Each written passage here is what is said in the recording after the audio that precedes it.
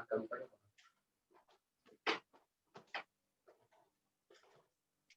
परम पूज्य गुरुदेव, वंदनीय माता जी को गायत्री मंत्र के साथ में आइए एक बार नमन वंदन करें, उनसे आशीर्वाद प्राप्त करें कि आज की जो ग्लोबल ये क्लास है पूरे विश्व भर में जिसमें पार्टिसिपेंट्स जुड़ रहे हैं, तो हमें आशीर्वाद दें कि इस क्लास का जो उद्देश्य है वो उद्देश्य पूर्ण हो।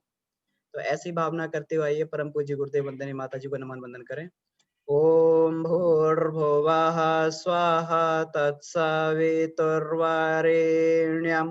भर्गो देवस्य धीमहि धियो यो नः प्रचोदयात्। जी, आप सभी को बहुत बहुत प्रणाम। आज के जो शिक्षक हैं वो सुरेंद्र पटेल जी हैं। हम जानते हैं सुरेंद्र पटेल जी जो है नियमित कक्षाओं में आते हैं और बहुत ही नियमित और सिंसियर साधक हैं। ये सुरेंद्र पटेल जी जो हैं, इन्होंने डीएसवीबी से पीजी किया और इसके बाद में ये अभी पतंजलि यूनिवर्सिटी में रिसर्च स्कॉलर है, पीएचडी कर रहे हैं। तो बहुत सारे इनके रिसर्च के अनुभव हैं और बहुत सारा इनका जो है प्रैक्टिकल अनुभव भी है। तो आज ये आसन की कक्षा इसलिए विशेष रखी गई क्योंकि इसमें जो है पूरी कक्षा आसन के लिए रखी गई, क्योंकि बहुत सारे हमारे आसन से संबंधित डाउट होते हैं। शरीर से संबंधित बहुत सारे डाउट होते हैं, आसन से संबंधित बहुत सारी समस्याएं हमारी जो होती हैं शारीरिक संबंधी, हम कैसे आसनों के द्वारा उसको प्राणायाम के द्वारा उसको सुधार कर पाएं। और भी कोई प्रश्न हमारे जो है अगर योग से संबंधित बनते हो, आसन प्राणायाम बंद मुद्रा से संबंधित, तो हम इन सुरेंद्र जी से अपने प्रश्न पूछ सकते हैं प्रश्नोत्तरी सेशन में। तो जी भैया, आप आए और सभी की कक्षा लें, आपको निवेदन है। जी भैया, धन्यवाद। पंचकोशी योग साधना से जुड़े सभी योग साधकों को प्रणाम। पूज्य गुरुदेव के सूक्ष्म संरक्षण में आदरणीय बाबूजी मंत्री है, सबके मार्गदर्शन में ये कक्षाएं आरंभ करने जा रहा हूँ। आवाज लगभग क्लियर होगी जैसा कि जी भैया, क्लियर है आवाज। हाँ, आवाज क्लियर है आपकी। क्लियर है। तो आइए योग की कक्षा की शुरुआत करते हैं, स्पेशली आसनों का। आसन जो है हमारे जीवन में बहुत ही ज्यादा महत्वपूर्ण स्थान रखते हैं। न केवल जीवन में बल्कि पंचकोशी योग साधना से लेकर के आपके तंत्र की साधना हो या फिर आपको कुंडलिनी का जागरण करना हो, जितनी भी साधनाएं हैं वो आसन के बगैर पूरी नहीं हो सकती। आसन की कुछ थ्योरेटिकल पर्सपेक्टिव पे प्रारंभ में इसलिए यहाँ पे अपनी बात रखना चाहूंगा क्योंकि आज केवल हम यूट्यूब के माध्यम से या फिर किताब देखते हैं या फेसबुक या सोशल मीडिया पे जब देखते हैं आसन करते हुए लोगों को, तो हमें यही लगता है कि केवल आसन तो शरीर को तोड़ने मरोड़ने तक है। आसन केवल शरीर को, अपने पैर को अपने सिर से लगा लिया तो हम समझ जाते हैं कि आसन हो गया, या फिर पैर को 160 फैला लिया तो समझते हैं कि आसन हो गया, या फिर हाथ के ऊपर खड़े हो गए और सिर हमारा नीचे हो गया तो लगता है कि हमने योग का अभ्यास कर लिया। लेकिन बिल्कुल ये विपरीत है। आसन केवल नटबाजी करना नहीं है, बल्कि आसन जो है हमारी आध्यात्मिक शक्तियों को जागृत करना, उसको संरक्षित करना और दिशा देना है। प्रारंभ में जब हम भी देव संस्कृति विश्वविद्यालय में थे, जब यूजी और पीजी की पढ़ाई कर रहे थे, तो राज्य स्तरीय योग प्रतियोगिता, राष्ट्रीय स्तरीय योग प्रतियोगिता और अंतरराष्ट्रीय योग प्रतियोगिता में भाग लेते थे। उस समय आसन का उद्देश्य जो हम समझते थे या मैं समझ पाता था, वो केवल यही था कि शरीर को तोड़ना है, मरोड़ना है। जिम्नास्ट के तरीके से जितना ज़्यादा हो सके उतना हम मोड़ने का प्रयास करते थे। लेकिन चूँकि धीरे-धीरे योग में जब अंदर गहराई में प्रवेश करते गए, नेट जेआरएफ परीक्षा की तैयारी किए और साथ ही साथ जब से बाबूजी की कक्षा ज्वाइन की, स्पेशली पंचकोश योग साधना को, इससे पहले केवल हम आसन तक ही सीमित थे। लेकिन जब लोकेश जी के साथ में पूज्य बाबूजी का सानिध्य प्राप्त हुआ, उसके बाद में फिर आसन से बढ़ कर के मुद्राओं के अभ्यास में, मुद्राओं के साथ प्राणायाम के अभ्यास में और जो भी पंचकोश योग साधना के प्रैक्टिसेस है उससे जोड़ते चले गए। तब समझ में आया कि आसन का उद्देश्य क्या था और उसके बाद में उसकी परिणति क्या होगी। तो आसन केवल शरीर को तोड़ना, मरोड़ना नहीं है। आसन जो है यम, नियम, आसन। तीसरे स्थान पे महर्षि पतंजलि जी ने इसको रखा है। फिर आपका प्राणायाम, प्रत्याहार, धारणा, ध्यान और समाधि। तो शरीर माध्यम धर्म खलु साधना। ये जो शरीर है इसी से आसन हुआ, लेकिन साइकोसोमेटिक और सोमेटोसाइकिक 2 इफेक्ट्स हमारे होते हैं आसनों पे। किसी भी प्रकार के बायोलॉजिकल, फिजियोलॉजिकल या फिर केमिकल चेंजेस हमारे बॉडी में आते हैं तो साइकोसोमेटिक माइंड से, शरीर से और शरीर से मन पे प्रभाव पड़ता है। फिर आसन की कुछ बेसिक बेसिक चीजें थी, जो प्रारंभिक जानकारी थी। इसके साथ एक और प्रश्न आता है कि प्रारंभ में वेद में तो केवल एक ही आसन थे, केवल सिद्धासन, पद्मासन या सुखासन का वर्णन था। और उसके बाद फिर उपनिषदों में कहीं-कहीं पे 3 आसनों का, कहीं-कहीं पे 9 आसनों का, कहीं-कहीं पे 13 आसनों का वर्णन है। इसके बाद ग्रेजुअली विकास होते चला गया, तो ऐसा शास्त्रों में कहा जाता है कि भगवान शिव ने माता पार्वती को 84 लाख आसनों के बारे में बताया है।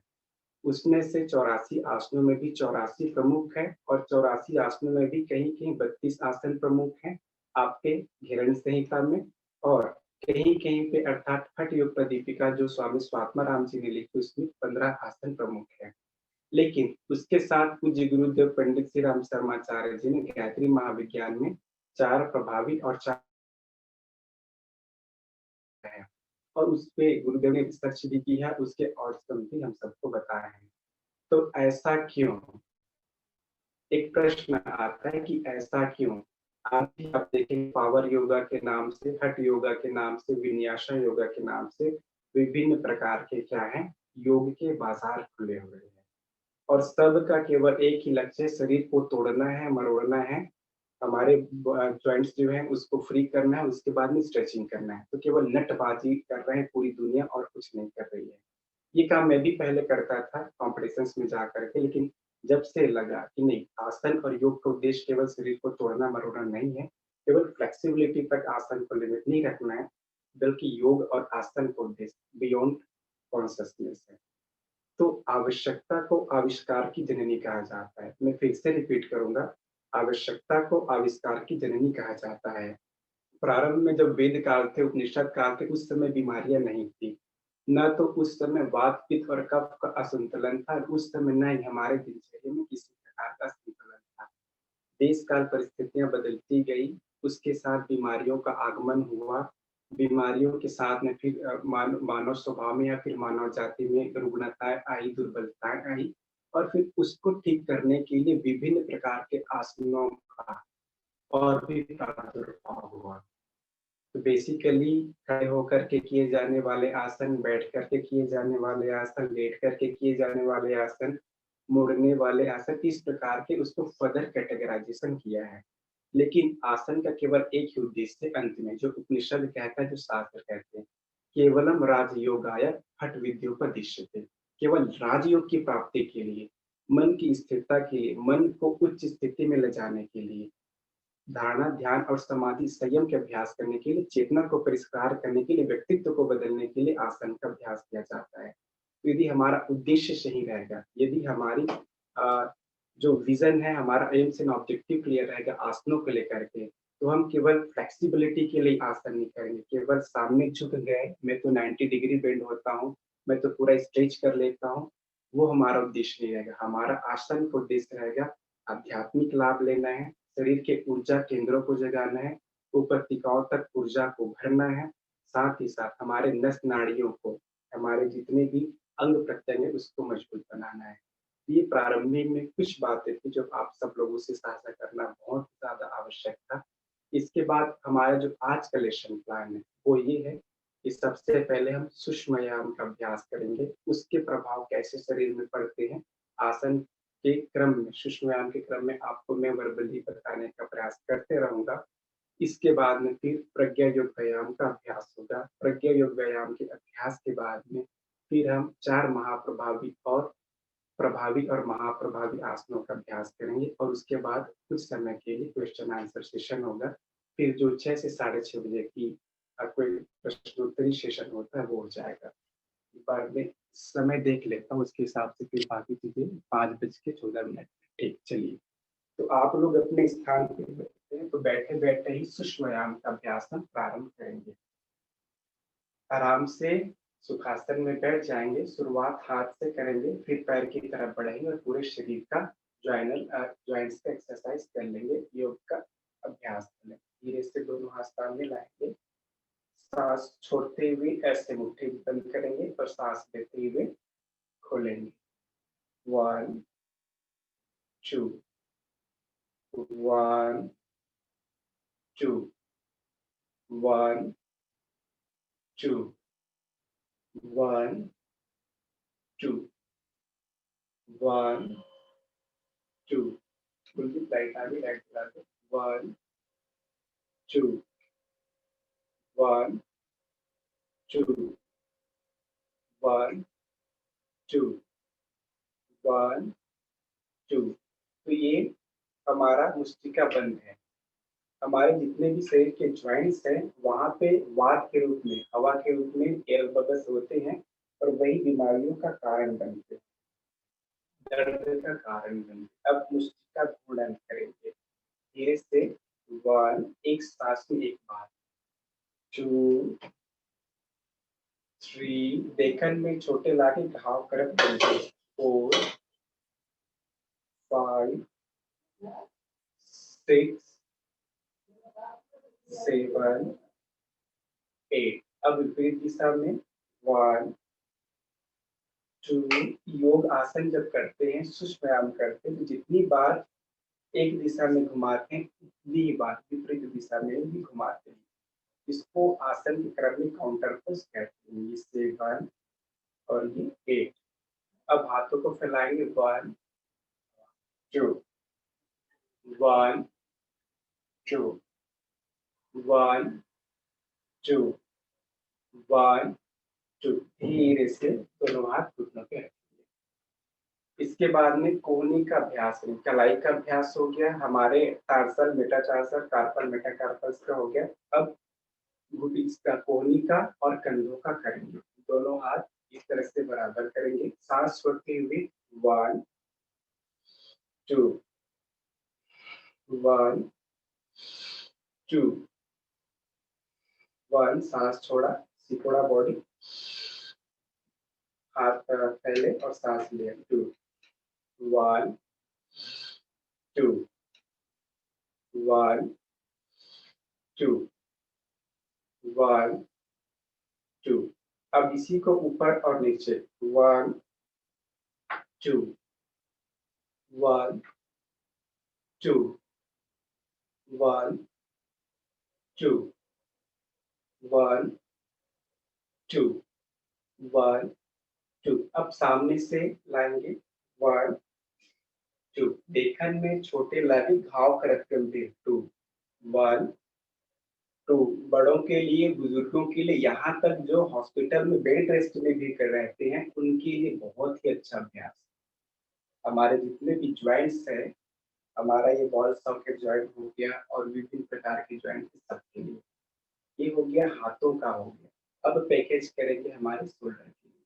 दोनों हाथ घुटनों में रख के आराम से घुमाएंगे 1 2 3 4 5 6 7 8 विपरीत दिशा में 1 2 केवल कंधा ही घूमेगा, गला स्थिर रहेगा 3 4 5 6 फ्रोजन शोल्डर की जो समस्या है वो इससे दूर होगी 7 8 धीरे से वापस। अब दोनों हाथ को कंधों पे रखेंगे। अब फिर से स्कंद चक्र का अभ्यास करेंगे। वो प्रारंभिक ये अभ्यास था और ये स्कंद चक्र का वास्तविक अभ्यास 2 इसलिए कि जब हाथ पीछे जाएंगे तो सांस लेना है, लंग्स की कैपेसिटी बढ़ाना है और कोहनी सामने लाएंगे, सांस छोड़ना है 1 2 3 4 5 क्षमताएं भी बढ़ेंगी और सजगता भी। 6 जब श्वास प्रश्वास के साथ करेंगे विपरीत दिशा में 1 2 3 4 पुराण काल में 5 6 फेफड़ों का अभ्यास करना आवश्यक है। इसी में थोड़ा सा 1 2 3 4 5 कोरोना काल में फेफड़ों का अभ्यास करना बहुत ज्यादा आवश्यक है। इसके बाद हम करेंगे हमारे गले का। यहाँ पे विशुद्धि चक्र पाए जाते हैं इस क्षेत्र में और षोडश जो आधार होते हैं उसको प्रभावित करते हैं। तो बड़े ही आराम से बड़े ही प्यार से इसका अभ्यास करेंगे। सांस छोड़ते हुए सामने ठुड्डी लगाएंगे, सांस लेते उसके बाद बीच में सांस लेंगे, फिर छोड़ते हुए पीछे। चलिए साथ में अभ्यास करते हैं। 1 थायराइड पे इफेक्ट पड़ा, 2 पैराथायराइड पे इफेक्ट पड़ा, 3 कान को कंधों से सटाएंगे और 4 राइट साइड। 4 के क्रम में इसको 2 से 3 बार दोहराएंगे। 1 2 3 4 आप उपत्तिकाओं को देख नहीं सकते लेकिन चरणों के माध्यम से एंडोक्राइन सिस्टम के माध्यम से विजुलाइज कर सकते हैं। 3 4 जैसे सामने झुके, अरे वाह मेरा थायराइड ग्लैंड मस्त हो रहा है। 2 अरे वाह मेरा पैराथायराइड ग्लैंड मस्त हो रहा है। 3 शरीर की नस नाड़ियां षोडश आधार पे खिंचाव पड़ रहा है। 4 और षोडश आधार मजबूत हो रहे हैं। ये भाव कर सकते हैं। इससे क्या होगा, शारीरिक और आध्यात्मिक दोनों लाभ होगा, साथ ही साथ मानसिक लाभ भी होगा। ये हो गया हमने 1 2 3 4 के क्रम में। अब नेक रोटेशन करेंगे। नेक रोटेशन बड़ी सावधानी के साथ सजगता के साथ करेंगे और आराम से बिल्कुल हौले-हौले करना है। कोई जल्दीबाजी नहीं। जो बोलते हैं ना मजे के साथ करो, आनंद के साथ करो, एंजॉय के साथ करो। 3 और अपनी क्षमता अनुसार करेंगे। 4 5 बहुत सुंदर। अब विपरीत दिशा में करेंगे। 1 2 3 4 5 अब क्या करेंगे, दोनों हाथों को रख कर लेंगे और मसाज करेंगे गले का। अपने ही हाथों से अपना ही मसाज कर लें हल्का से। ये हो गया कलाई का, कोहनी का, कंधों का और थोड़ा बहुत हमारे रिब्स कॉलम का, गले का हो गया। अब माउथ का भी करना चाहे, बुढ़ापे में हमारे दांत ना झड़े उसके लिए भी है। 1 2 1 यहाँ पे मर्म बिंदु पाए जाते हैं वो दबके कान में बहरापन कभी नहीं आएगा, बहरापन कभी नहीं आएगा। 1 2 1 2 1 2 आप जीभ का भी कर सकते हैं, सटरस का जो आनंद जीभ पे ले सकते हैं, तो माउथ बंद करके जीभ को घुमा सकते हैं। अब ओचरी मुद्रा में भी और खेचरी मुद्रा में इसके प्रारंभिक अभ्यास ऐसे करके जीभ का भी अभ्यास।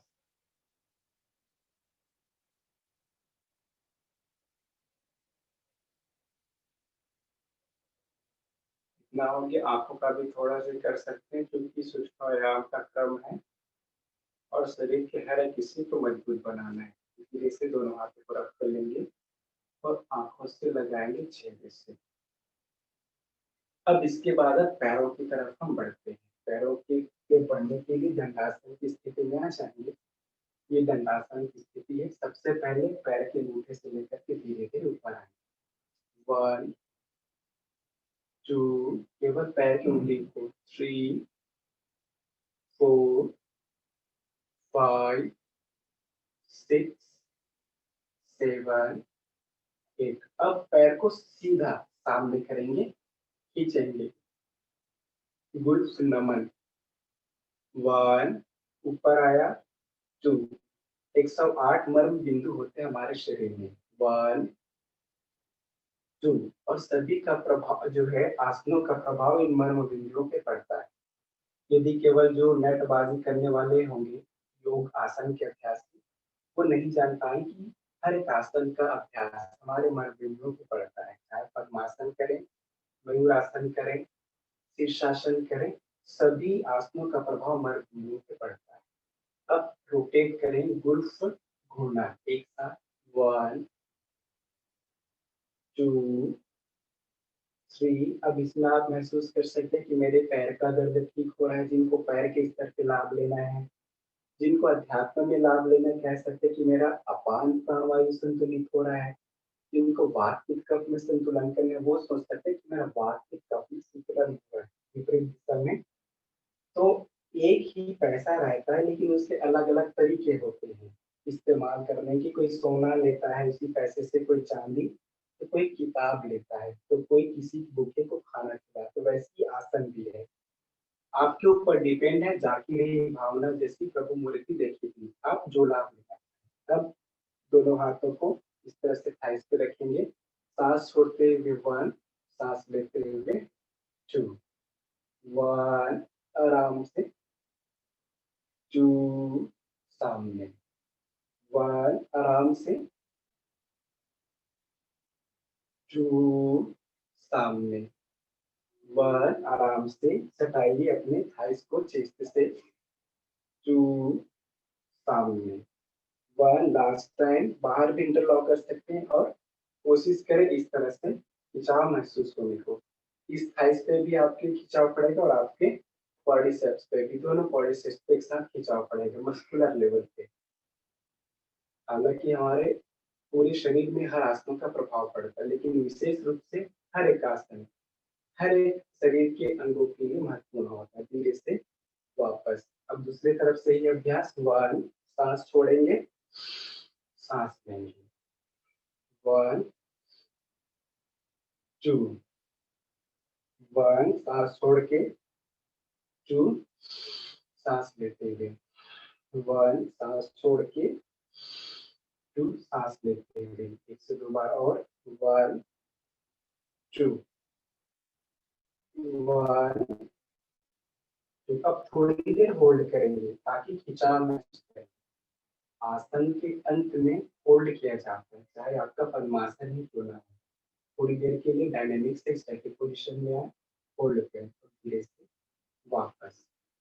ये हो गया हमारा जानु नमन, गुल्फ नमन, गुल्फ गुणा, और ये जानु नमन हो गया। इसके बाद में हल्का सा और अभ्यास करेंगे। एक पैर इस तरह से मोड़ लेंगे, सोड़ी चक्र का और सोड़ी मेखला प्रदेश का, इसका अभ्यास करना है। तो सांस छोड़ते हुए 1 और सांस लेते हुए 2, 1 2 1 सांस छोड़ के 2 1 सांस छोड़ा, 2 1 2। अब हल्का से हाफ बटरफ्लाई का अभ्यास भी इससे किया जा सकता है, धीरे से वापस। अब दूसरी तरफ से यही अभ्यास आराम से रखिए। सांस छोड़ा, सीधे से लगाया, सांस लिया, जमीन से लगाया। 1 पूरा यहाँ पे खिंचा हुआ है, हमारे जो हिप प्रदेश है और हमारा जो हैमस्ट्रिंग रीजन है वहाँ पे। 2 तो हमें एनाटॉमी फिजियोलॉजी भी उतनी आनी चाहिए जितना काम हो। ज्यादा आए तो भी अच्छा, लेकिन कम से कम इस आसन का प्रभाव कैसे पड़ रहा है उस पर भी हमें विचार चिंतन मनन करना है। अब देखिए, जैसे ऐसे पेट को दबा रहा हो तो इसके नीचे मेरा लीवर है, गॉल ब्लैडर है, पैंक्रियाज है, सब पे इफेक्ट पड़ रहा है। तो थोड़ा सा इस बात की सजगता हो जाने से श्वास का आनंद ज्यादा है। धीरे से दोनों पैर से बटरफ्लाई का अभ्यास कर सकते हैं। इस तरह से ये माताओं के लिए, बहनों के लिए बहुत ही क्या रहता है, अच्छा रहता है, शानदार रहता है, सहायक। अब इतने अभ्यास के बाद में हमारा शरीर जो है पूरी तरह से अन्य आसन के अभ्यास करने के लिए तैयार हो गए हैं। लगभग 15 मिनट में यह पूरा क्रम पूरा हो गया। अब प्रज्ञा योग व्यायाम में प्रवेश करेंगे और उसके बाद में फिर हमारे प्रभावी और महाप्रभावी आसन में। अब इसी में जैसे थोड़ा बहुत और करना चाहें, जिनको कमर दर्द की समस्या हो, तो आप ऐसे ही पैर सीधा किए, ये 1 और ये 2। आप देखिए पूरा यहाँ पे खिंचाव आएगा, ट्विस्टिंग होगी जैसे कपड़े सुखाते हैं वैसे। 1 2 1। भूमि नमन भी बोलते हैं इसको। वो नमन एक आसन होता है, ये भूमि नमन। माथा को धरती मैया से स्पर्श करा रहे हैं। 2 1 2। इतना हो गया। अब बैठे बैठे ही और अभ्यास किए जा सकते हैं, 1-2 अभ्यास उससे भी रिलेटेड कर देते हैं। जैसे आप इस तरह से बैठे हैं, तो ये इस साइड किए और ये दूसरी तरफ। 1 कमर से संबंधित। 2 हालांकि इसे लेट से लेट कर किया जा सकता है। 1 और ये 2। तो थोड़ा सा मूवमेंट हो गया। अब हम प्रवेश करेंगे प्रज्ञा योग व्यायाम में। प्रज्ञा योग व्यायाम को पूज्य गुरुदेव ने व्यवस्थित किया, आसनों को व्यवस्थित किया और प्रज्ञा योग व्यायाम बता दिए। तो एक प्रज्ञा योग व्यायाम जो 16 आसनों का क्रम है, पैकेज है, सीरीज है। लेकिन एक जो प्रज्ञा योग साधना, जिसमें आपका आत्मचिंतन, आत्मनिर्माण, आत्म सुधार, आत्म विकास की 4 चीजें शामिल होती है। सुबह से जागने से लेकर के रात तक की जो साधना होती है वो प्रज्ञा योग साधना में आता है। लेकिन अभी जो अभ्यास करेंगे वो हमारा होगा प्रज्ञा योग व्यायाम। तो सभी अपने स्थान पे खड़े हो जाएंगे और साथ साथ भी फॉलो कर सकते हैं, या फिर आपका जो फ्रीडम है प्रज्ञा योग व्यायाम करने का, उसके हिसाब से भी आप कर सकते हैं।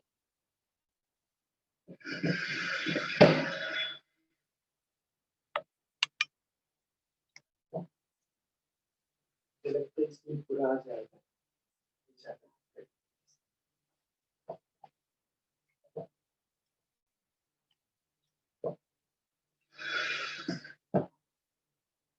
चलिए कोशिश करते हैं इसमें पूरा आ जाना चाहिए।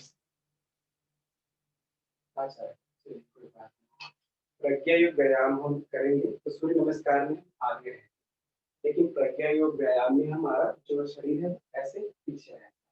तो इसका अभ्यास करेंगे। चलिए सावधान की स्थिति में आ जाएंगे, धीरे से दोनों हाथ ऊपर, सांस लेते हुए ताड़ासन, सांस छोड़ते हुए धीरे से पादहस्तासन, 90 डिग्री बेंड होना है। दोनों हाथ पैर के बगल में रखना है। पहले थाइस से अपना चेस्ट लगाना है और धीरे से पादहस्तासन की स्थिति।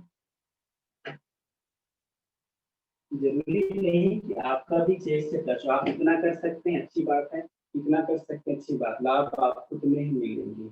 ये हमारा सांस छोड़ करके पादहस्तासन की स्थिति, धीरे से वज्रासन की स्थिति, यही से। कितना सरल अभ्यास, एक अभ्यास के बाद दूसरा अभ्यास जुड़ा है। इसके बाद में वज्रासन हो गया। अब धीरे से उष्ट्रासन में जाएंगे। उष्ट्रासन की 2 स्थितियां होंगी। जो प्रारंभिक अभ्यासी होंगे वो इस तरह से कर सकते हैं अर्ध उष्ट्रासन का, और जो लंबे समय से अभ्यास करें वो एक हाथ पीछे और दूसरा हाथ पीछे, इस तरह से उष्ट्रासन का अभ्यास बैठक के लिए बहुत ही अच्छा अभ्यास, लंग्स की कैपेसिटी बढ़ाने के लिए।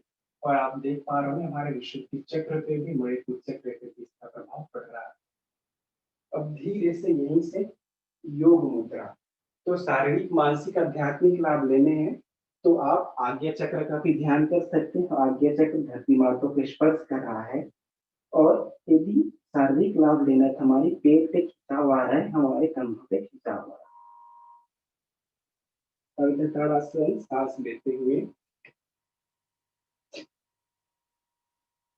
सांस छोड़ते हुए शशक आसन, शशांक आसन भी कहते हैं, लेकिन इसका वास्तविक प्रोनाउंसिएशन शशक आसन होगा। और यहीं से फिर आगे जाएंगे भुजंगासन पे। यहीं से आगे जाएंगे इस तरह से। ये हो गया भुजंगासन। तो भुजंगासन इतना होता है इतना ही कीजिए, इतना होता है इतना ही कीजिए, लेकिन कोशिश कीजिए हमारे जो कोहनी है वो सीने के बगल में हो, इस कॉलम के, और हल्का सा बेंड। ये भुजंगासन जो है महाप्रभावी आसनों में भी है, और इसका जो महत्व बताया गया, कुंडली जागरण बताया गया है हठयोग की ग्रंथों में। फिर तिर्यक भुजंगासन, फिर से तिर्यक भुजंगासन, फिर से वापस शशकासन, अर्धतड़ासन, सांस लेते हुए दोनों हाथों को जोड़ते हुए उत्कटासन। ये होगा आपका बैलेंसिंग पोस्चर। यदि हल्का सा भी आपकी सजगता नहीं है तो आप इस तरह से लड़खड़ा सकते हैं, या फिर आपका संतुलन नहीं बन पाएगा। तो शरीर और मन दोनों को स्थिर रखने के लिए संतुलन की आवश्यकता है। फिर धीरे से दोनों हाथ को पैर पे के बगल में रखेंगे, फिर से पादहस्तासन। दोनों हाथ सामने लाते हुए ताड़ासन। दोनों हाथ ऊपर रहेगा, कैमरे में भले ही आप आ रहे हैं, बाकी आप ताड़ासन की स्थिति में जाएंगे। और फिर संपूर्ण योग।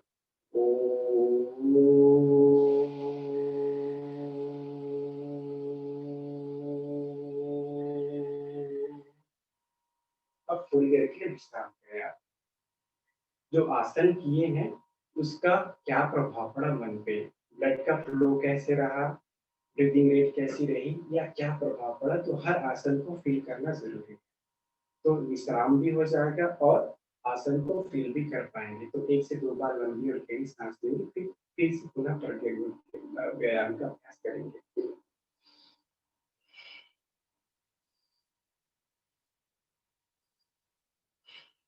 अब फिर से प्रारंभ करते हैं। ये इस पोजीशन में आ जाइए, मैट के पीछे। यहाँ थोड़ा सा है, इसलिए बदल में आ रही है पोजीशन।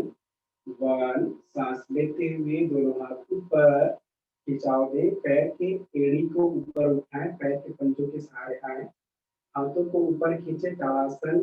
ताड़ पेड़ के जैसा पूरा शरीर खींचा हो। फिर एड़ी जमीन पे रखिए, सांस छोड़ते हुए 90 डिग्री बेंड होना है हमें, कमर से बिल्कुल बेंड होना है।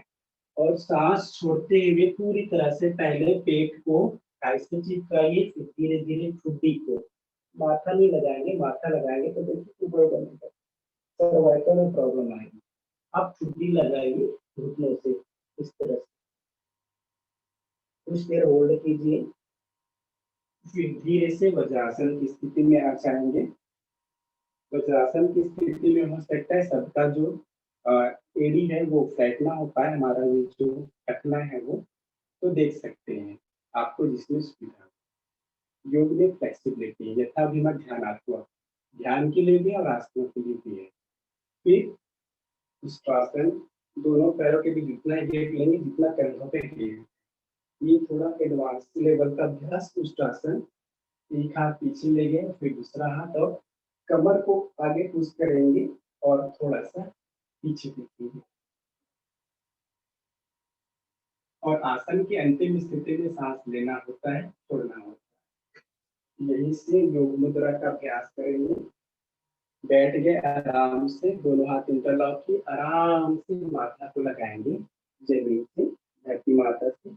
आज्ञा चक्र का भी ध्यान कर सकते हैं, वहां सूर्य लिरिक्स के भाव भी कर सकते हैं। धीरे से सांस लेते हुए अर्धतड़ासन, शशकासन, धीरे से सामने, भुजंगासन। पैर ऐसे नहीं फैलाना है, हमें ऐसे रखना है। तिर्यक भुजंगासन, फिर से तिर्यक भुजंगासन, पुनः शशकासन, वापस अर्धतड़ासन, उत्कटासन। अभी केवल आसन के नाम गिन रहे हैं, इसके बाद 1, 2, 3, 4 के क्रम में भी कर सकते हैं और गायत्री मंत्र के साथ भी कर सकते हैं। पादहस्तासन, ताड़ासन, पूरा शरीर को ऊपर खींचिए और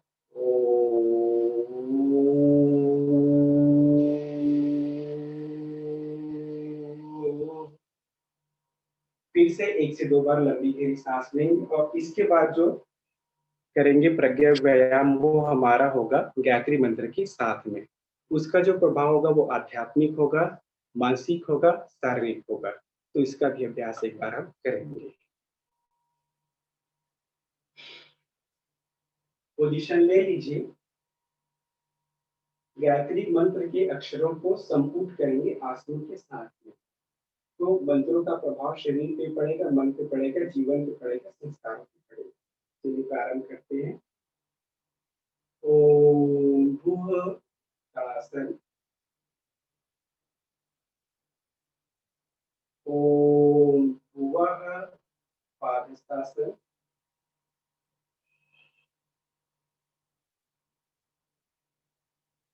ओम स्वः वज्रासन। ओम तत् उष्ट्रासन।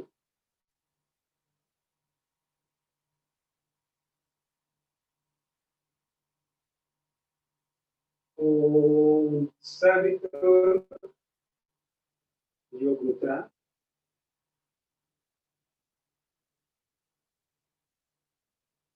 ओम वरेण्यं।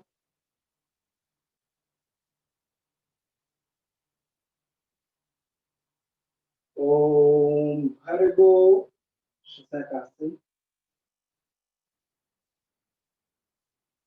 ओम देवस्य भुजंगासन।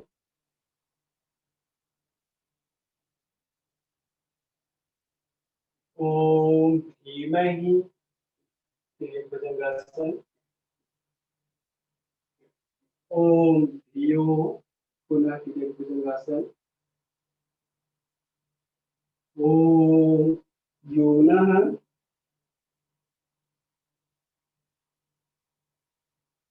शशकासन। ओम प्रचोदयात् अर्धताड़ासन। ओम भुः उत्तकासन।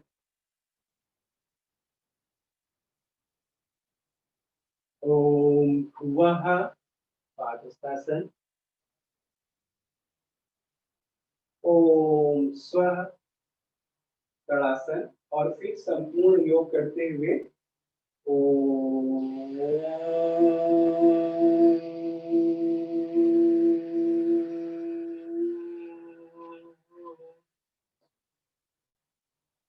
अब श्वास प्रश्वास को सामान्य बनाएंगे, लंबी और गहरी सांस लेंगे। आप एक नाक को बंद करके एक ही दूसरे नाक से 1 से 2 बार लंबी गहरी सांस ले सकते हैं और फिर दूसरे से रिलैक्स करने के उद्देश्य से। अब इसके बाद में कुछ महत्वपूर्ण आसन है उसका अभ्यास हम करेंगे। इसमें प्रभावी आसन और महाप्रभावी आसन शामिल है।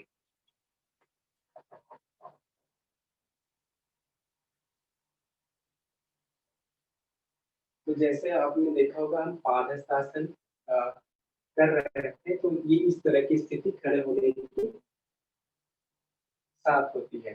तो इसी के साथ बाबूजी जो पावर योगा का पैकेज बताएं उसका अभ्यास कर लेते हैं और उसी में सारी चीजें शामिल हो जाएंगी। तो चलिए इसका अभ्यास करते हैं। सबसे पहले इस तरह से पद्मासन अर्ध पद्मासन में आ जाएंगे, पंपिंग करेंगे पहले। आप पास में रुमाल रख सकते हैं सुविधा के लिए, और यदि नहीं रखना चाहे तो भी कोई दिक्कत नहीं। जो नियमित अभ्यास करते हैं उनको सर्दी नहीं होती। अभी लगातार ट्रेवल करना हो रहा है, उसके बावजूद भी शरीर बिल्कुल मस्त है, किसी प्रकार का संतुलन नहीं है। इसका अभ्यास करते हैं 10 बार। स्ट्रोक लगाएंगे लेफ्ट साइड से।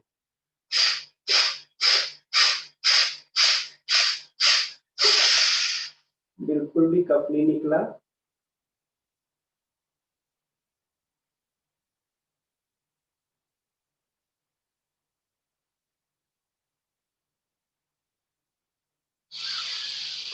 सांस लीजिए लेफ्ट से बाहर। अब यही अभ्यास राइट से करेंगे।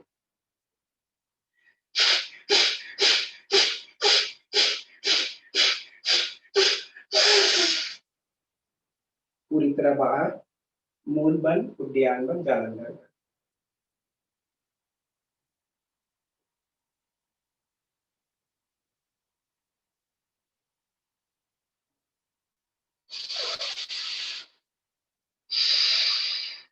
हर बार लेफ्ट से ही छोड़ना है।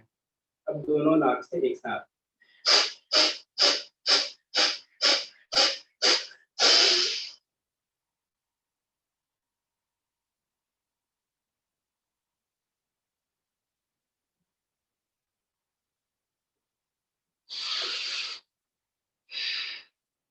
तो ये हो गया लेफ्ट नॉस्ट्रिल से और फिर राइट नॉस्ट्रिल से और फिर दोनों से। अब इसके बाद हम करेंगे महाबल, महावीर, महामुद्रा का एक साथ अभ्यास, जो बाबूजी ने इसको सिंक्रोनाइज किया है और व्यवस्थित किया है। कैसे करेंगे?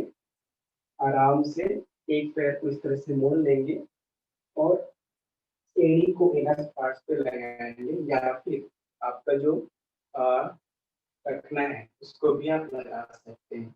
लक्ष्य एक ही है, हमारा मूल प्रदेश बंद हो जाए, मूलाधार स्वतः लग जाए।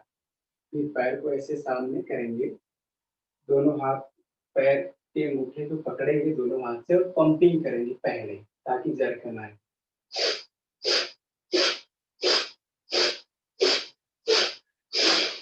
सांस पूरी तरह बाहर हुआ।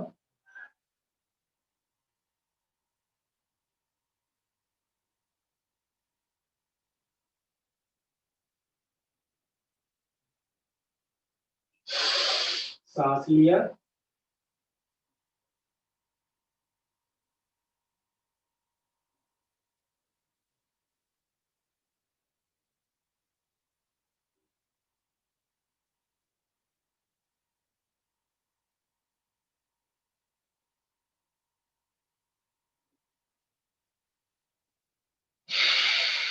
लेफ्ट से ही बाहर। तो इससे चेहरे में ग्लेज आएगा, बिल्कुल बाबूजी कहते हैं टमाटर जैसे चेहरा लाल हो जाएगा, और होता भी है। चेहरे में एक कांति रहती, ओज रहता है, तेज रहता है। यही अभ्यास दूसरे तरफ से। इसको 4 से 5 बार किया जा सकता है। जो व्यक्तित्व विकास से कुछ जैसे साधनाएं हैं, उसमें इसको आप देखेंगे तो ये जो इसका अभ्यास 4 से 5 बार दिन में किया जा सकता है, लेकिन प्रारंभ में केवल एक बार करना है। दूसरे तरफ से पंपिंग करेंगे, सांस बाहर करेंगे, फिर जिनका नौली होता है वो नौली कर सकते हैं।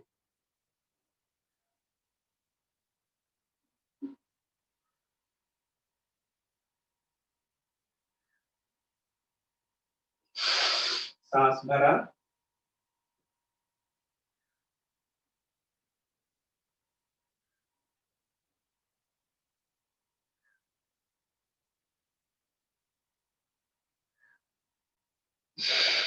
लेफ्ट से ही बाहर।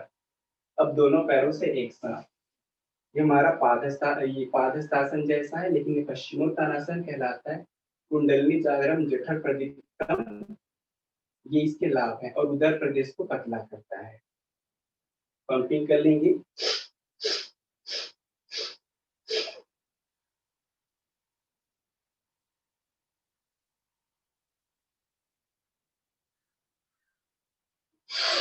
सांस भरा,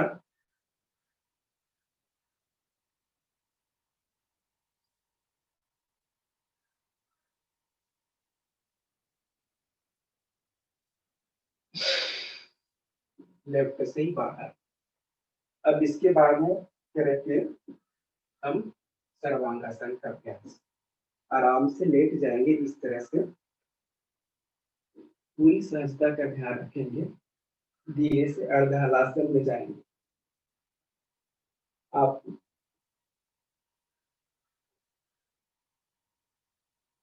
सहारा लेते हुए धीरे से सर्वांगासन।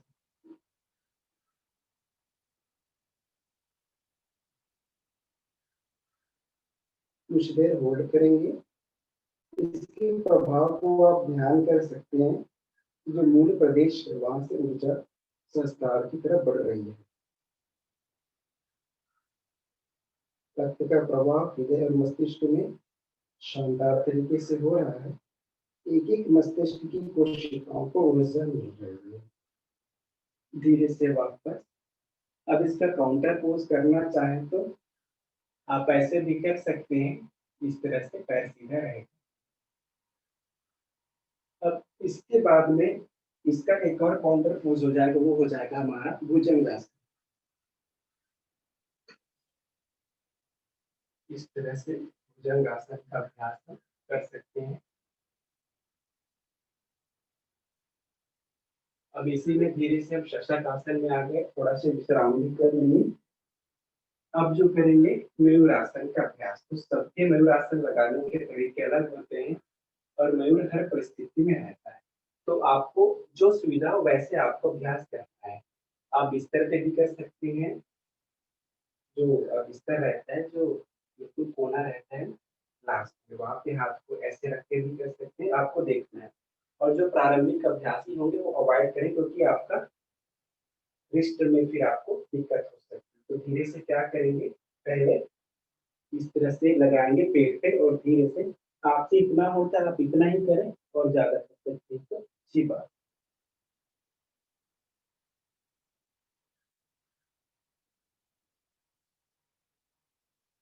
और धीरे से ये शशकासन।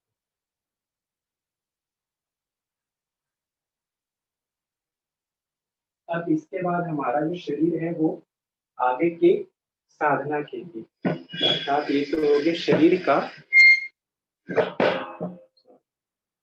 का हो गया।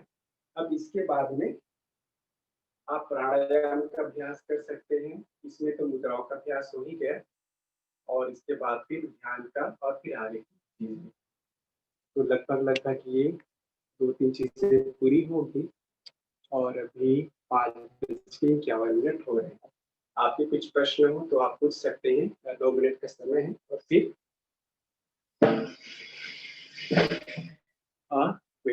प्रश्नोत्तरी सेशन होगा 6 बजे से बाबूजी की सानिध्य में, बाबूजी रहेंगे।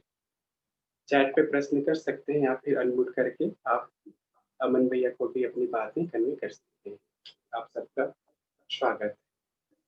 जी भैया, बहुत-बहुत धन्यवाद। तो अब किन्हीं का भी कोई प्रश्न हो तो अपना प्रश्न पूछ सकते हैं, हैंड रेज़ कर दीजिए। चाहे चैट में जो है अपना प्रश्न पूछ सकते हैं आप। तो हाँ, अपना हैंड रेज़ कर सकते हैं। जी। भैया तब तक एक चीज़ अब पूछनी थी जी बोलिए। कि हाँ, इसमें जो है जैसे हम लोग ये करते हैं, इसमें थोड़ा-सा कन्फ्यूज़न रहता है। तो जैसे अपन ये मूर बंद करते हैं, अश्विनी मुद्रा करते हैं, वज्रोली मुद्रा करते हैं या शक्ति चालिनी करते हैं, ये लगभग-लगभग जो है थोड़ा समान ही होती हैं। तो इनमें जो है कहाँ-कहाँ क्रिया में डिफ़रेंस रहता है? जी, आपका सबसे पहले बेसिक से स्टार्ट करते हैं। जी, अश्विनी मुद्रा हो गया लेना, खींचना, लेना, खींचना, लेना, खींचना, जैसे घोड़ा करता है। अब इसी को जब ऐसे होल्ड करके आप रखेंगे तो आपका हो जाएगा मूल बंध। अश्विनी मुद्रा हुआ लिया, छोड़ा, लिया, छोड़ा, लिया, छोड़ा, ये अश्विनी मुद्रा। जब होल्ड करके रखा, तो आपका हो गया मूल बंध। और इसी अभ्यास को अश्विनी मुद्रा और मूल बंध को बार-बार, बार-बार, बार-बार करना, तो शक्ति का जागरण करना, मूल बंध को और अश्विनी मुद्रा को एक साथ लगाना, तो आपका शक्ति चालिनी क्रिया हो गई। ठीक है, जी, अमन भैया? जो जी भैया इसमें जैसे हम लोग मूल बंध तो मतलब दोनों मलमूत्र स्थान को ऊपर खींच के ले जाएँगे। ये होता है या फिर बीच के सीवन स्थान को ही खींचा जाता है? ऐसे जो एनस पार्ट को जब खींचते हैं तो उसका प्रभाव हमारे पेरिनियम पार्ट पे पड़ता है। जो मलमूत्र के बीच का स्थान है, उसको आप जो बोले वो पेरिनियम पॉइंट्स कहलाता है। तो वो अपने आप जब आप मूल बंध लगाएँगे तभी वहाँ पे प्रभाव पड़ेगा। तो वहाँ पे निश्चित रूप से प्रभाव पड़ेगा। इसको पेरिनियम पार्ट को खींचा नहीं जाता, मूल बंध लगा के वो अपने आप खींचा चला जाता है। और प्राण जो अपान प्राणवायु वो भी ऊर्ध्वगामी बनते चला जाता है। तो दोनों और प्रक्रिया एक साथ ही। जी, जी। तो अश्विनी अश्विनी मुद्रा में भी हम जो है जो गुदा स्थान और मूत्र स्थान है दोनों को खींचते हैं? हाँ, उसमें भी खींचते हैं। अश्विनी मुद्रा में साँस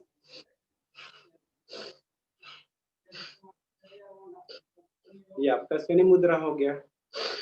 रोक के रखे हैं, मूल बंद हो गया। तो टाइम का सेकंड्स का थोड़ा-सा अंतर है। जो और मेथड शक्ति चालिनी मुद्रा में फिर भैया कैसा रहेगा? इन दोनों का सतत अभ्यास, कंटिन्यू अभ्यास शक्ति चालिनी हो गया आपका। शक्ति का चालन करना, मूल बंध का चालन करना और इसी को हठ रत्नावली में ये आपका रत्नावली, हठ प्रदीपिका और हर घेरण संहिता जैसे ग्रंथ हैं, उसको वो बोलते हैं चक्री कर्म, मुद्रा मार्ग में हाथों से इस तरह से पीली करना और सफाई करना। तो ये खैर अलग बात है, लेकिन फिलहाल चक्री कर्म का ये अभ्यास आप शक्ति चालिनी मुद्रा से आप समझ सकते हैं। तो इसमें इसका मतलब ये हुआ कि जो शक्ति चालिनी मुद्रा और अश्विनी मुद्रा में बहुत थोड़ा डिफरेंस है। हाँ, शक्ति चालिनी और आपका अश्विनी मुद्रा में डिफरेंस है टाइम को लेकर के और भावनाओं को लेकर के। जी, जी। आप जब मूल बंध लगाएँगे अश्विनी मुद्रा तो केवल मूल बंध का आप ध्यान करेंगे। लेकिन शक्ति चालिनी आप जब अभ्यास करेंगे तो आप पूरी सुषुम्ना में शक्ति का चालन करें, इसके आप ध्यान करेंगे। मतलब आपके मूलाधार चक्र से लेकर के सहस्त्रार चक्र की जो यात्रा है, वो शक्ति चालिनी से हो रही, आप इस तरह से ध्यान करेंगे। वो पूरा शक्ति का चालन करना, सुषुम्ना का चालन करना भी इसको आप कह सकते हैं, शक्ति चालिनी को।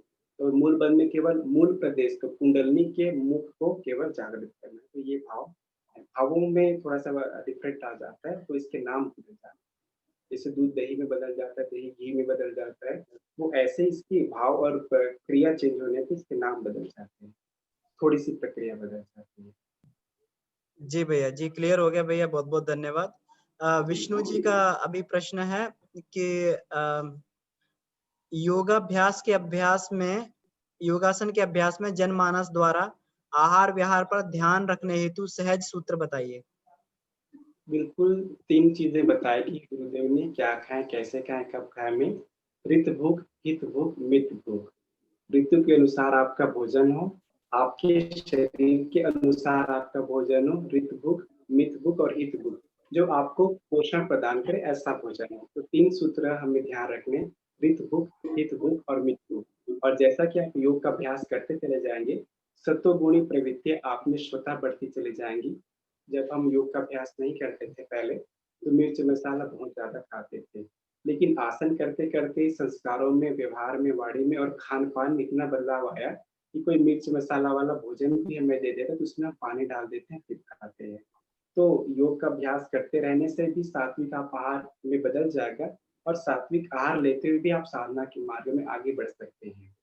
तो जो सरल चीज़ है वो है ऋत भूख हो, आपका भोजन हित भूख हो और आपका मित भूख हो। इसके बाद तो छोटे-छोटे सूत्र गुरुदेव ने दिए वो ये है कि भोजन के आधा घंटा पहले आप पानी पिएँ और भोजन के 1 घंटा बाद पानी पिएँ। भोजन को पीजिए और पानी को चबाइए। भोजन को पीजिए और पानी को चबाइए, गुरुदेव ने सूत्र दिए हैं। 32 दाँत है तो कम से कम 32 बार चबाइए। अर्थात 32 बार चबाने का अर्थ जब तक वो पूरे लार में मिक्स ना हो जाए हमारा जो भोजन, क्योंकि यही मुँह से ही पाचन की प्रक्रिया प्रारंभ हो जाती है। ये छोटे-छोटे सिद्धांत हैं। बिना भूख लगे ना खाएँ। गुरुदेव कहते हैं कि जिन्हें लंबी ज़िंदगी जीना हो वो बिना भूख लगे ना खाएँ। और एक और हकीम साहब थे, कोई थे, एग्ज़ैक्ट याद नहीं आ रहा, बोलते कि इंसान अपनी कब्र अपने जीभ से खोदता है। ये जो जीभ है ना, ये महाभारत भी करा देता है, 2 देशों में लड़ाई भी करा देता है और अच्छे-अच्छे सरकार को भी गिरा देता है। तो लेकिन हम अपनी कब्र जो खोदते हैं वो जीभ से खोदते हैं। तो गुरुदेव ने संयम की बात कही है, तो संयम से भोजन करें, भूख से एक निवाला कम खाएँ। और जो हठ योग में अभ्यास है वो है कि आधा पेट भोजन लें या 75% भाग 50% भाग भोजन लें, 25% हवा के लिए, 25% पानी के लिए। तो इस तरह के अभ्यास बताएँ। तो कुछ लोग बोले कि भई यदि खाना कम खाएँगे तो हम पतले-दुबले हो जाएँगे, बिल्कुल भी नहीं है। केवल खाने से ही हमें ऊर्जा नहीं मिलती, प्राणों से भी ऊर्जा मिलती है, विचारों से भी ऊर्जा मिलती है, भावनाओं से भी ऊर्जा मिलती है। तो ये थोड़ा-सा डाइट एंड न्यूट्रिशन के कॉन्सेप्ट्स को गलत बताता हुआ योग का कॉन्सेप्ट, लेकिन सार्वभौमिक सिद्धांत। भाव आपके अच्छे हो तो भी आपको ऊर्जा मिलती है। जी, विष्णु आनंद भैया, ये आपके प्रश्न के उत्तर में कुछ चीज़ें प्रस्तुत थी। जी भैया, और धन्यवाद। प्रश्न जी, इसमें जो है बिहार में, अच्छा बिहार में जो है आपका जो योग के साधक हैं उनको केवल है कि आहार और विहार, ये तो आहार हो गया और विहार आपका प्राकृतिक होना चाहिए। युक्ताहार विहार संयुक्त चेष्ट सुकर्मसु जैसे योगा भक्ति दुखा, सही समय पे सोएं, सही समय पे जागें और अपने कार्य करें, यही आपका विहार है। जो श्रेष्ठ आचरण है उसका आचरण करें और प्रकृति के प्राकृतिक जीवन शैली को आप फॉलो करें, तो विहार में आपके आचरण में चीज़ें शामिल प्रणाम बाबूजी, बाबूजी का आगमन हो गया है और सत सत जी प्रणाम। बाबूजी प्रणाम। तो अमन भैया लगभग 5:59 हो गए हैं, तो अब यहीं तक क्लास की थी और बाकी आगे बाबूजी का मार्गदर्शन। जी भैया फिर भी प्रश्नोत्तरी सेशन में आप बने रहिए।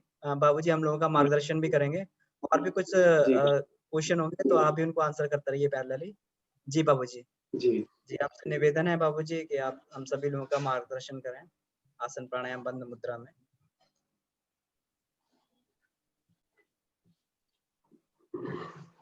प्रणाम सभी लोगों को। और देखिए इसमें अमन जी और ये सुरेंद्र पटेल जी बहुत अच्छा क्लास लिए और चूंकि योग टीचर हैं भी और काफी लगन है, यहाँ आ चुके हैं सत्र में, तो इसमें हम लोगों को ये सही उन्होंने कहा कि केवल व्यायाम तक सीमित नहीं रखें योग को।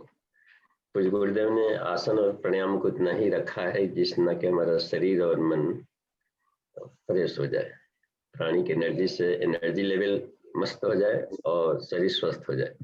बाकी सारा ध्यान चेतना की परतों में भीतर जाने के लिए प्रयास करना चाहिए, क्योंकि वो उसमें वो मुख्य है आसन वही अस्थिर सुखम आसनम का बड़ा व्यापक अर्थ है।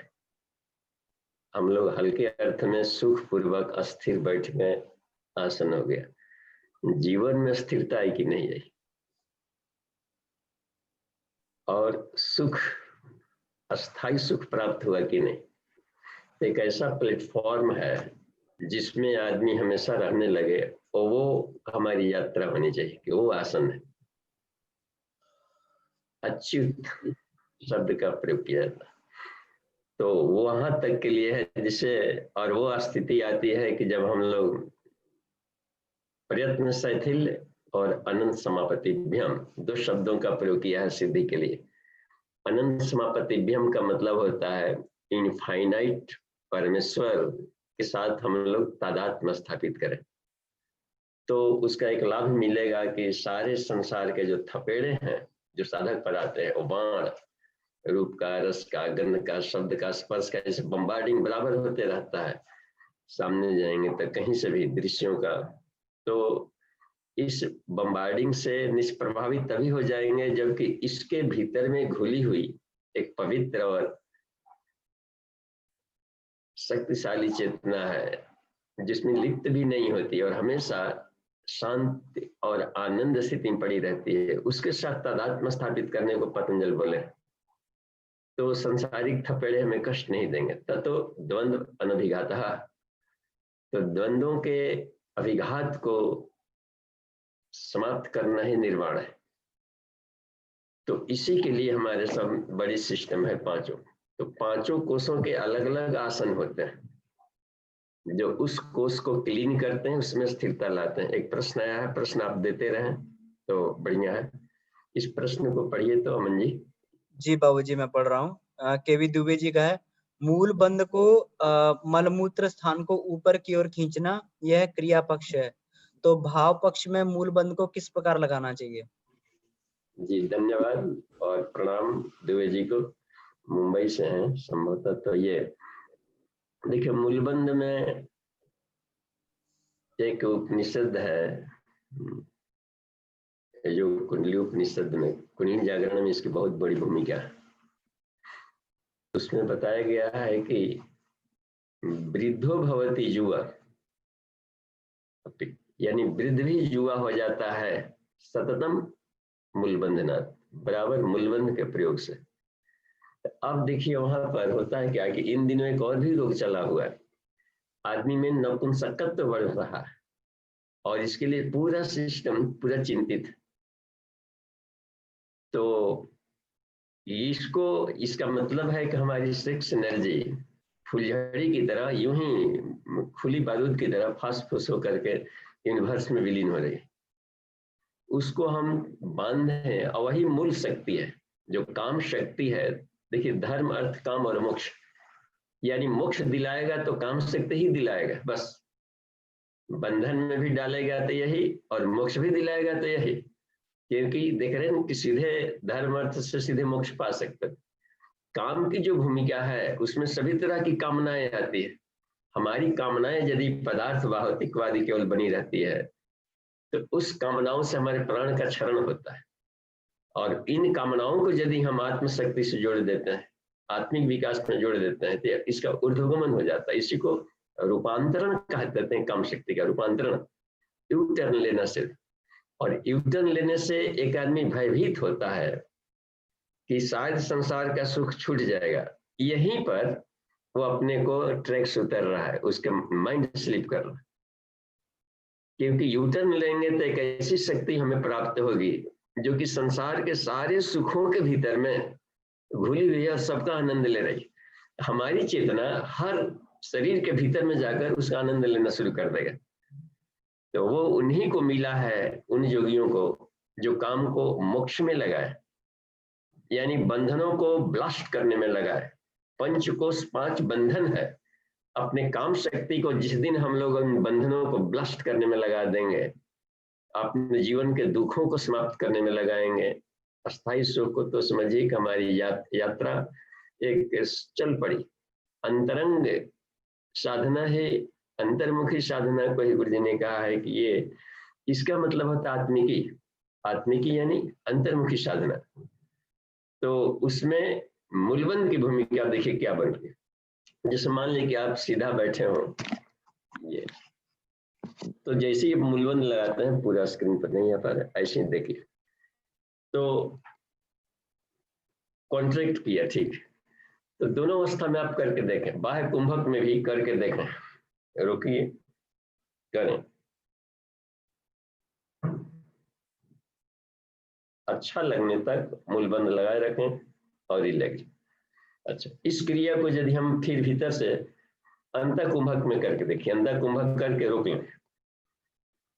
अब रोकिए, अब मूलबंध लगा कर देखें।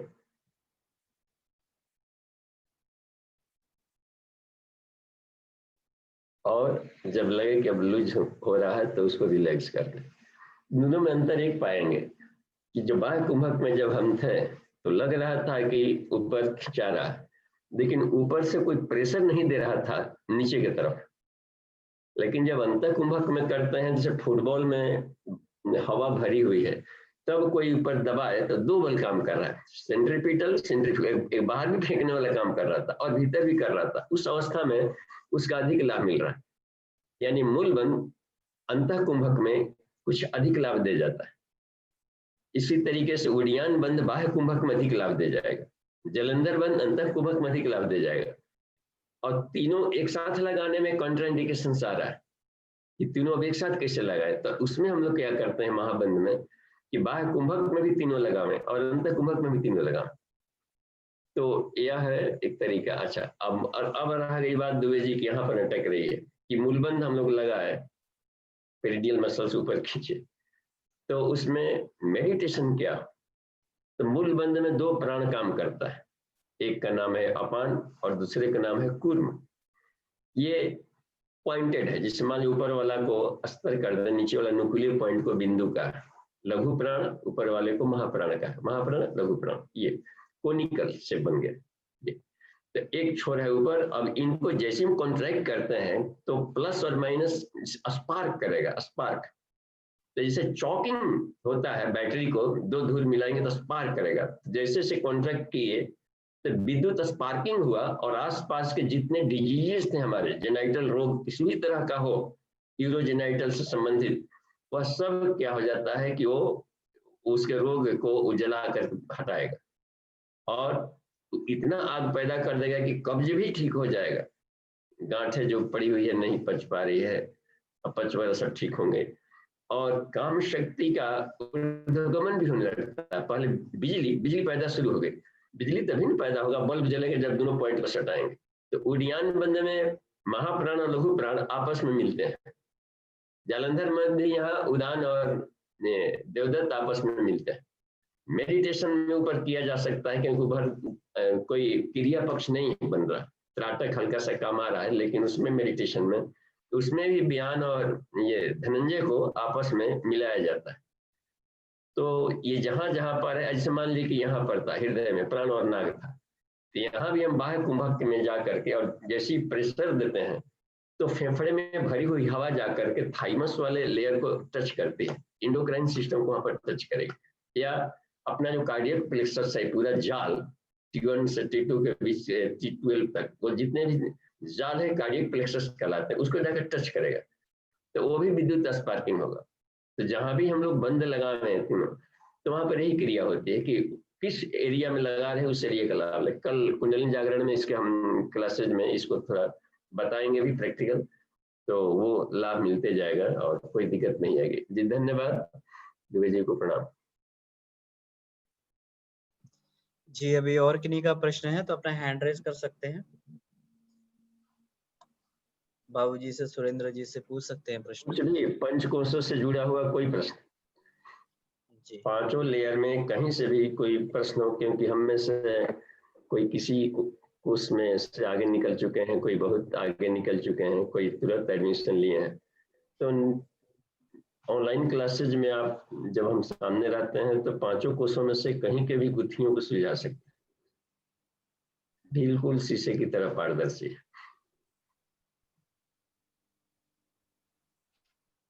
और एक पुस्तक पूज्य गुरुदेव का छोटी जिसे मैं किया हूँ कैसे लिख दिया उन्होंने शुरू में कि आत्मिकी में हमको जीवन का मुख्य उद्देश्य होता है कि अपने आप को जानने, और इसमें जानने के क्रम में जो क्रिया पक्ष आता है उसको साधना कहते हैं। तो साधना से सिद्धि भाग 1, साधना सिद्धि भाग 2, वांग्मय नंबर 5 और 6, उन मोटी मोटी वॉल्यूम्स हो गई, उन दोनों का कोई साइनॉप्सिस चाहे एकदम अर्क निकाल कर एक पतली पुस्तक में गुरुजी ने लिखा है, मात्र 33 पेज का है। मैं क्या हूँ कि तेरी छोटी पुस्तक है पतली, लेकिन उस सबका एक सहज उसमें और अर्क, उसका नाम है साधना में प्राण आ जाए तो कमाल हो जाए। यह स्पीच उनके हैं गुरुदेव का अमृत बाड़ी, उसके एक एक लाइन हिला के रख देगा, खरोच करके मुर्दे भी जिंदा हो जाएंगे।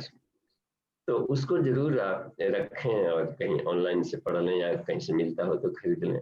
प्रकाशित पुस्तकें, साधना में प्राण आ जाए तो कमाल हो जाए, तो उसको पढ़ेंगे तो आ जाए। दिक्कत कि हमको रिजल्ट क्यों नहीं मिलता, इतने दिन हो गए अपने ढंग की साधना कर ही रहे थे, लेकिन जिस उद्देश्य को लेकर जो अंतिम टारगेट लेकर चले थे उसमें इतना विलंब क्यों हो रहा, तो उसमें आपको बिल्कुल सही बातें मिल जाएगी। तो कोई प्रश्न आ रहा है क्या, देखे तो, नहीं तो कोई आपस के हम लोग चर्चा करें।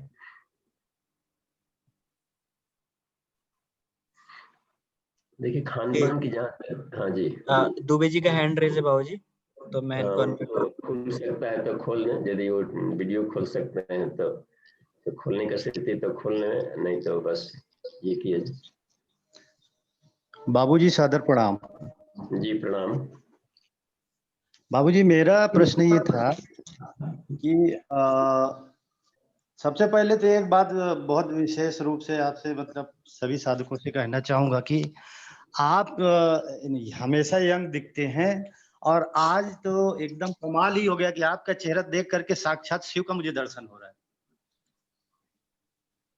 वो जाके रही भावना जैसे इस वाक्य में लागू होता है हर वस्तुओं पर, क्योंकि वस्तुओं में न सुनते। जी ठीक है, धन्यवाद और जी विजन के लिए। जी मेन क्वेश्चन मेरा ये था सर कि मूल बंध जो आपने बताया बहुत ही सुंदर ढंग से, और वो तो एक साधारण साधक के लिए ठीक है, लेकिन जो उच्च कोटि के साधक हैं उनको सिर्फ भाव पक्ष से मूल बंध किस स्थान पर स्थित है और वह किस प्रकार से मूल बंध को समझ सकता है। तो मूल बंध का स्थान वास्तविक में नीचे की तरफ है या ऊपर की तरफ, ये मैं जानना चाहता था, क्योंकि मेरा जो मानना है वो अलग है, तो इसलिए वो थोड़ा सा जानकारी आपसे चाहिए। मूल का अर्थ दिया है जो कृषि ने, आधार जड़, और जड़ से दोनों आता है, जड़ पदार्थ हैं, ये जड़ इनर्शिया वाला जड़ भी आएगा। तो प्राण का जो सबसे ठोस रूप होता है वो अन्न है, ये सॉलिड चीज, क्योंकि इससे जड़त्व अधिक कहीं नहीं है। और वहां पर एक एक को यदि इसको विस्फोट कर दिया जाए तो पूरे सृष्टि में तहलका मच जाएगी। तो यहाँ पर जो सोई हुई है काम शक्ति, तो मूल बंध में, तो उसको उठा करके और धीरे धीरे से शक्ति चालनी मुद्रा पर लेकर के बहुत ही संशय बना रहता है। आज भी जैसे अमन जी ने कहा, कल हम इसके प्रैक्टिकल करा के बता दें, तो उसमें वो ये ठीक है, इन्होंने थोड़ा सा संकेत अच्छा किया सुरेंद्र जी ने, कि वो सरस्वती चालन या सुषुम्ना चालन तो तालुकीय है, तो उसमें शक्ति को चलाना का मतलब होता है कि हर एक चक्रों में उसको ले जाए और अंततः जाकर मिला दें, इस मूल को सहस्रार में मिलावे। तो वहां पर एक काम हो जाएगा मूल को। तो मुख्य उद्देश्य वही रहता है कि जो कुंडलिनी है वो प्राण शक्ति है और उधर चेतना शक्ति को ऊपर में रखा गया है विशुद्ध रूप से ऋतंभरा प्रज्ञा को। दोनों का मिलन जरूरी है, तो जीवन में आनंद आएगा। तो भक्ति भाव संवेदना ये ईश्वर का स्वरूप है, लेकिन शक्ति और सामर्थ्य भी ईश्वर का स्वरूप है। तो शक्ति पक्ष है, उसको ये कुंडलिनी शक्ति कह दिया जाता है और उस तरीके से उसको अपरा भी कह देते हैं या सावित्री कह दिया जाता है। लेकिन यही शक्ति हर जगह घुली है, दुनिया में अंतर नहीं है, क्योंकि बिना दो का तो आपस में जुड़ेंगे नहीं। तो गायत्री और सावित्री में अंतर करने को मना ही किया है पूज्य गुरुदेव ने, इसलिए मना, लेकिन समझना भी तो है। फिर दो शब्द का क्यों प्रयोग किया गया जब कोई अंतर ही नहीं है? तो इतना डिक्शनरी। तो यह बताए कि बिजली तभी उत्पन्न होता है जब दो पॉइंट हो। तो सारी सृष्टि में प्राणिक शक्ति, उसमें जड़ चेतन मिले हुए, तो ऐसा कोई भी पार्टिकल नहीं मिलेगा जिसमें जड़ और चेतना ना। तो ऊपर भी ऋतंभरा प्रज्ञा में भी जड़ है, बिल्कुल अपने सूक्ष्म स्वरूप में चला गया है वहां, और वो अव्यक्त शक्ति के रूप में पहुंच गया है। तो इन दोनों को मिलाने की प्रक्रिया भी आप समझ सकते हैं कहीं भी। तो उसको अपान और कूर्म नामक नाम न दे करके उसको हम सीधे दे देंगे कि प्राण और अपान शब्द कहा जाता है। तो एक ऐसा भी आध्यात्मिक संस्थान को ने देखा और गए थे, तो पुणे में क्लासेस भी लिए थे, पाना अपान उन सब बोलते थे। पाना अपान, तो प्राण को ही पान शब्द कहा उन्होंने और अपान को ये। तो दो संसार में ही दो हवाएं बहती है, गर्म हवा ठंडी हवा, गर्म तार ठंडा तार, दोनों को जहां भी मिला देंगे, को शिव कह देते हैं या को शक्ति कह देते हैं, प्रकृति कह दिया जाता है। तो इन दोनों को मिलाने की प्रक्रिया बंदों में होती है, बस जहां करें। तो शिव और शक्ति का मिलन ही जीवन का आनंद है। हमारी शक्तियां बिखरी हुई रहती हैं, तो इसलिए अलग थलग का रहते हैं, कटे कटे से रहते हैं और आत्यंतिक सुख नहीं मिलता है। कभी कभी मिल जाती है, तब तक हम लोग चेहरे पर थोड़ा पुलकन आ जाती है। वहां पर दोनों मिली है तब पुलकन आता, अस्थायित्व आनी चाहिए इसमें। जी धन्यवाद। और आप अपने अनुभव बतावें देवे जी। जी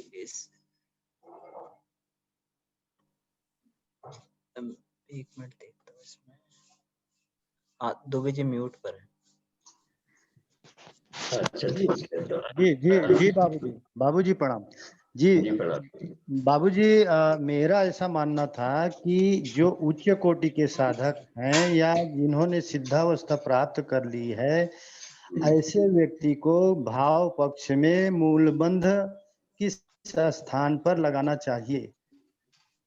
और जो अद्वैत की स्थिति में जाएंगे तो क्या मूल और क्या शास्त्रार्थ, तो हर जगह मूल है, हर जगह शास्त्रार्थ है। तो वो चेतना का कोई एनाटॉमी नहीं होता कि किस खास पॉइंट पर लगाना, क्योंकि वो आत्मा है और आत्मा में कोई दो पॉइंट नहीं मिलेगा। तो जो आत्मा में जी रहा है उनके लिए सारे पलंजर खत्म, बस ये सारा क्रिया फ्रिया और जितना है कोई मान नहीं रखता। ये उनके लिए है, प्रारंभिक साधक होते हैं।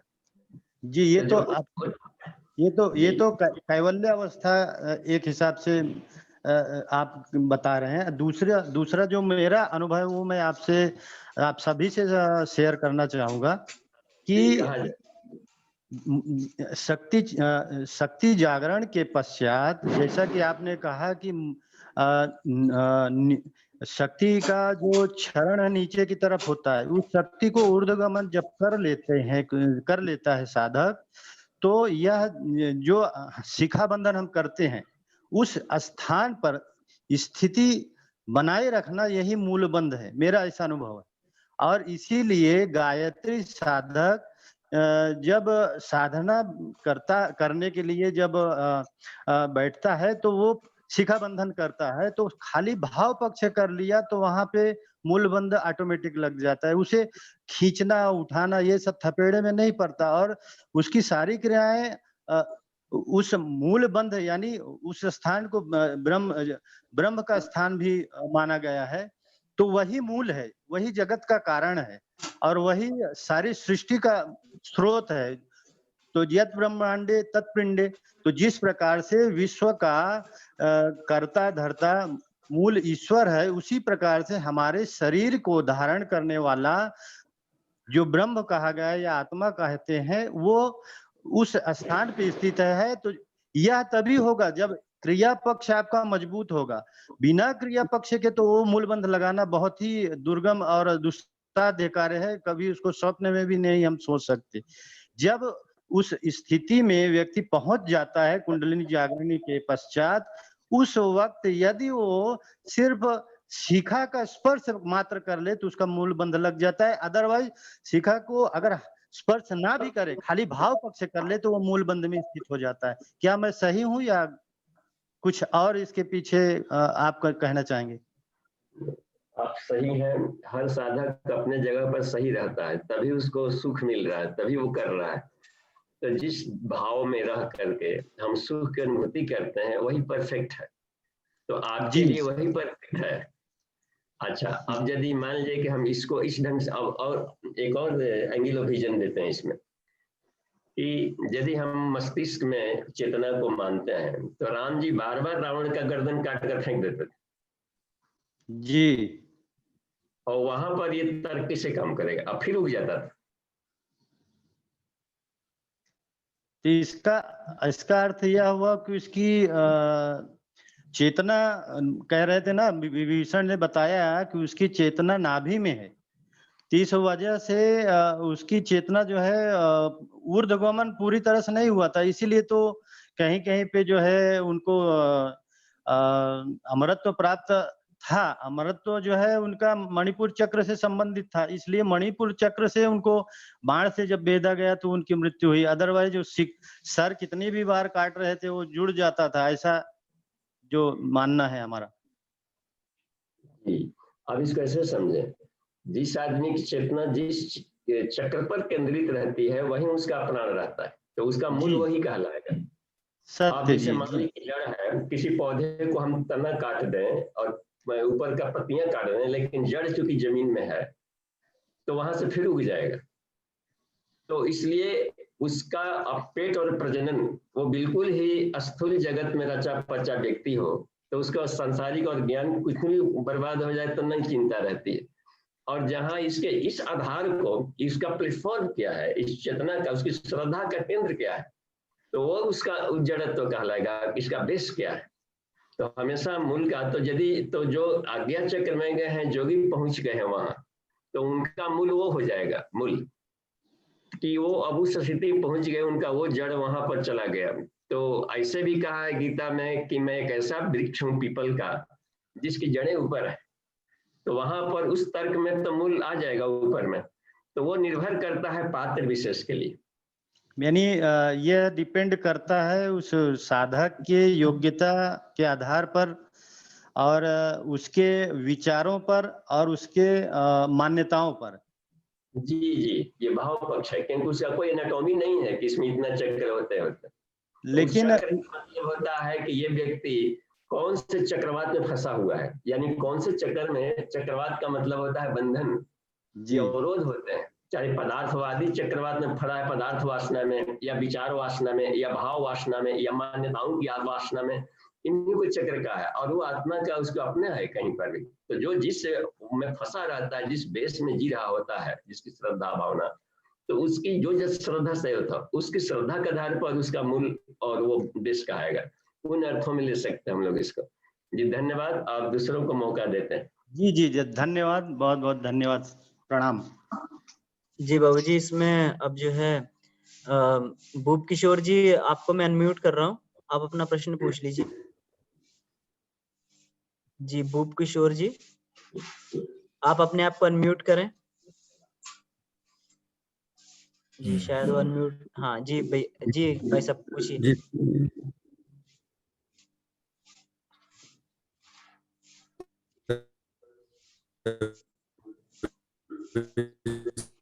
आपकी आवाज कट के आ रही है भैया। बात है कि आसन पर हेलो आ रही है। जी हेलो अब आ रही है। जी अब आ रही आवाज है। आ रही है। जी आ रही है, आ रही है।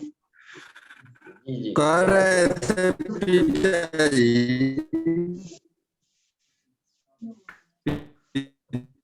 शायद नेट की जो भी प्राणायाम कर रहे हैं इसका हेलो हेलो जी जी जी भाई साहब। अच्छा छोड़ दीजिए दूसरा जी, कोई बात नहीं है, धन्यवाद। नहीं अब सही आ रही है, पूछिए। अभी बीच बीच में कट रहा था। कह रहे थे पिताजी कि हम लोग जो भी क्रिया पक्ष कर रहे हैं जी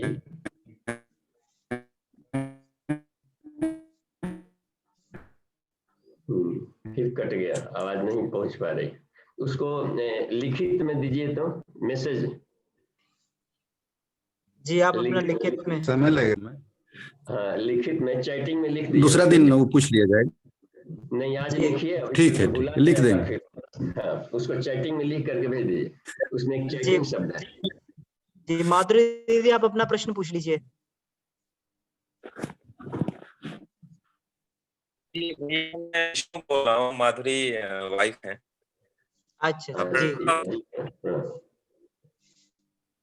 बाबूजी भाई साहब। मेरा प्रश्न तो हाँ बाबूजी समझ नहीं है, फिर भी भैया ने म्यूट किया। बाबूजी मेरा प्रश्न ये था कि जब साधन सिद्धि मिलती है, सफलता मिलती है,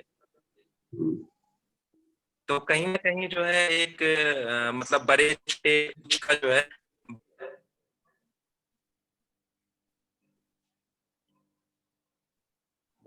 लाइन कट गया, नहीं आवाज आ पा रही। जी जी बाबूजी लाइन कट गया शायद। नेट नेट प्रॉब्लम है, वहां हाँ समझ जी नहीं आ नेट। पा रही है वैसा। जी जी जी तब तक पुरुषोत्तम जी का प्रश्न है, बाबूजी इसको ले लेते हैं। बाबूजी प्रणाम। विपरीत करणी मुद्रा में संकल्प से सहस्त्रार में जाने के बाद विचार शून्य हो जाता है, यहाँ से आगे कैसे बढ़े? जी ठीक है, तो सहस्रार शून्य ही शून्य है, लेकिन उस शून्यता में अथाह शांति और अथाह आनंद है। तो उस रूप में अपने आप को मगन रखा जाए कि जीवन में अथाह शांति और अथाह संसार तो है ही नहीं। तो चिदाकाश में आकाश का क्या कुछ स्वरूप हो सकता है।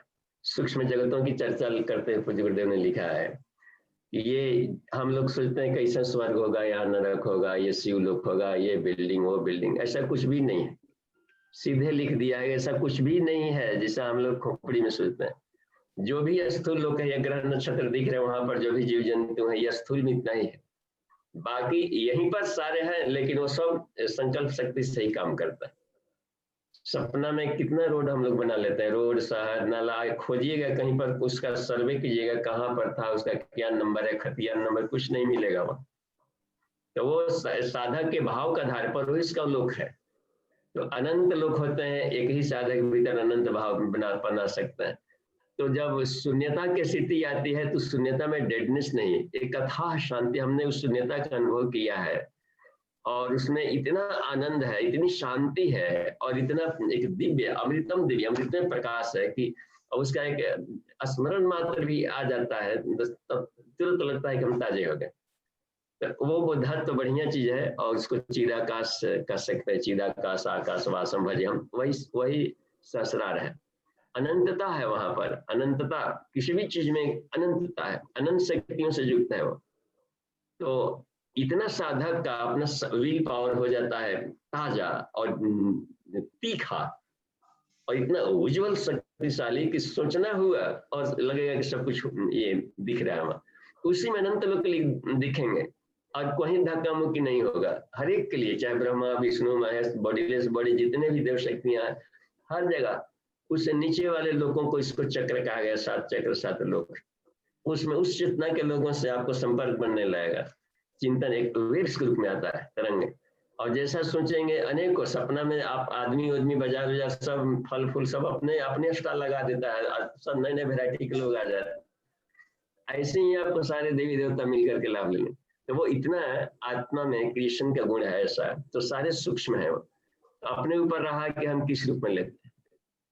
तो आकाश के रूप में है तो अथाह शांति अथाह आनंद का, जहाँ वस्तु के रूप में लिए तक वस्तुएं तो बनती बिगड़ती रहती, तो वहां भी सपनों में भी रोएगा हंसेगा, कितना तो उड़ता है, कोई पीछे से पकड़ता है, कितना तो बड़बड़ाने लगता है। इसका मतलब है कि पदार्थात्मक एक ड्रीम देख रहा है, तो उसमें तो हमेशा बिखराव रहता है। जिंदा में रोए हंसे तो या सपना में रोए हंसे तो रुआई हंसी तो नहीं गायब हुई, तो वो हमेशा सरार पहुंचाता है। जी धन्यवाद। हाँ जी भैया, देखिए अमन जी टू एवरीवन, लगता है कि समय हो गया है अमन जी। हाँ जी जी बाबूजी, समय हो गया है, तो ठीक आज है, कल क्लास मिलते को हैं। हाँ, कुंडलिनी जागरण के समय जी, ठीक है, धन्यवाद। शांति पाठ कर लीजिए। जी बाबूजी, अपनी तरफ से आप शांति पाठ कर लीजिए।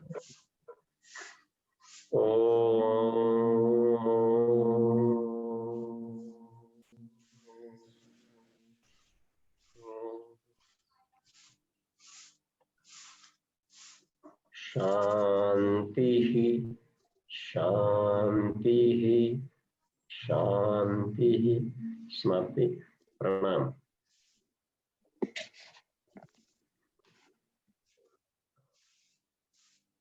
ये आप सभी को बहुत बहुत धन्यवाद, आपने बहुत अच्छी क्लास ली। तो आइए सभी को बहुत बहुत धन्यवाद। हम लोग ऐसे ही आगे बढ़ते रहें। तो कल मिलते हैं फिर कुंडलिनी जागरण की कक्षा में।